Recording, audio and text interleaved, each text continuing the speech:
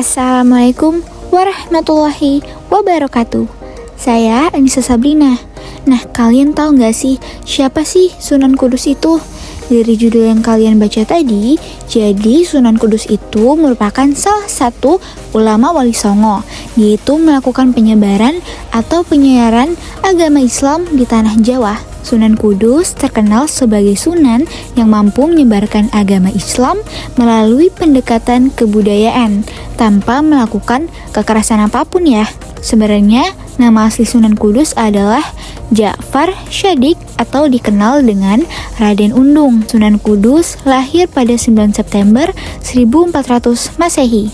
Sebutan Sunan Kudus tercipta karena beliau memiliki Kudus sebagai tempat berdakwah terlamanya hingga bertahun-tahun. Sebutan Sunan Kudus tercipta karena beliau memilih Kudus sebagai tempat berdakwah terlamanya hingga bertahun-tahun. Sunan Kudus merupakan putra Raden Usman Haji yang menyebarkan agama Islam di daerah Jipang, Panularan, Blora di Jawa Tengah. Ayahnya pun pernah loh memimpin pasukan Majapahit. Sementara itu, ibunya Sunan Kudus merupakan putri dari Sunan Bonang. Ia dilahirkan pada tanggal 9 September 1400 Masehi. Dengan demikian, Sunan Kudus adalah cucu dari Sunan Bonang, sehingga silsilahnya pun mengikuti silsilah Sunan Bonang, yaitu Sunan Kudus masih beraliran atau keturunan langsung dari Husain bin Ali atau cucu Nabi Muhammad SAW. Jadi caranya Sunan Kudus berdakwah itu, yang pertama, strategi dakwahnya itu melalui pendekatan massa. Yang kedua, ia melakukan pendekatan berdasarkan kepercayaan masyarakat setempat. Yang ketiga, ia tidak melakukan atau menggunakan jalan kekerasan untuk tetap aman ya dan juga kondusif.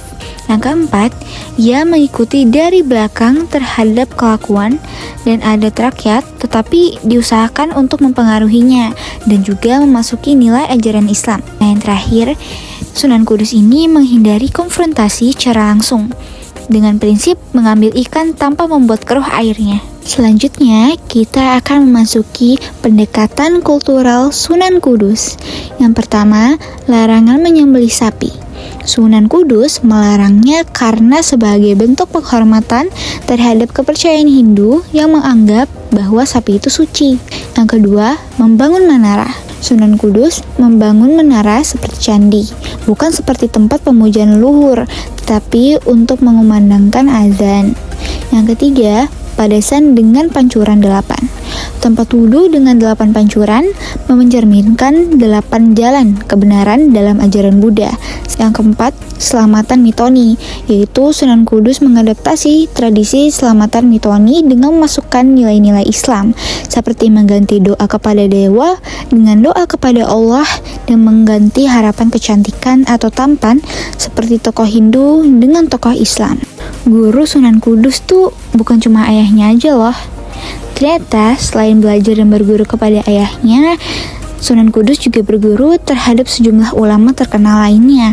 Di antaranya adalah Sunan Ampel, Kiai Telingsing, dan juga Ki Ageng Ngerang.